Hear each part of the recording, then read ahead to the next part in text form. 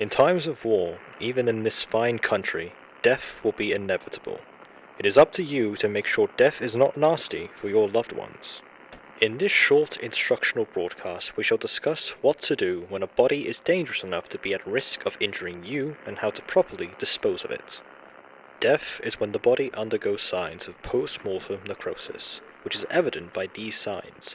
A person's eyes are closed, they cannot talk, they cannot hold a cup of tea in their hands, or when they stop breathing. When one or all of these symptoms are present, that person is dearly departed, or dead for short. Please make sure that when discovering a dead body, that it is inside of a building and not exposed to the fallout outside. Fallout can kill and contaminate any persons caught in the crossfire, so it is recommended that you pull any afflicted persons inside so that they may perish safely.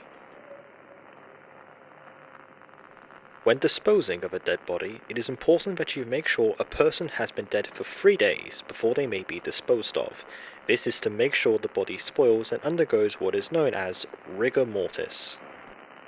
Rigor mortis is the same process food goes under when left in the outside elements for too long. Like food, bodies spoil when exposed to open air and radiation. The skin may turn pale, like chicken. Mold might be present, like bread, or it produces a foul smell, like fish. It is vital that rigor mortis occurs in order to put off any cannibals inside of your home. In the wake of food shortages, cannibalism within the populace may occur. Once that happens, you must shame any person who feasts on another man's flesh. Shortly after, they will hang their heads in shame and walk outside to expose themselves to fallout. Feasting on flesh is not medically approved, but cannibals will likely feast on the more leaner parts of your flesh, most notably your chest, the rear, thighs, pectorals, or your cranium, as they give access to your most important organ, the brain, rich of nutrients and proteins required for a healthy meal. Cooking these meats is usually signified by irregular smoke patterns given out by the fire used to create an edible meal. If you see these patterns in the distance or near your home, please remain indoors and pray that cannibals are not nearby. Once you have identified a dead body, it is your duty to preserve it for further collection. In the event of a casualty, you must ensure that the body is wrapped up nice and tightly with cloth, sack, bed, bin liner, or other appropriate material which you may find in your home. Make sure no skin or other unsightly extremities are showing. After ensuring that it has been secured, please make sure that you have written down a casualty's name, age, and the address of your residence to ensure that they are fit for collection. It is advised that someone who was close to the casualty when alive should not write this information down, as due to the shock of their loved one passing, their hands will be too shaky and stricken with grief to gain legible information from. If you have followed these instructions to the letter, then the casualty is ready to be taken by a collector.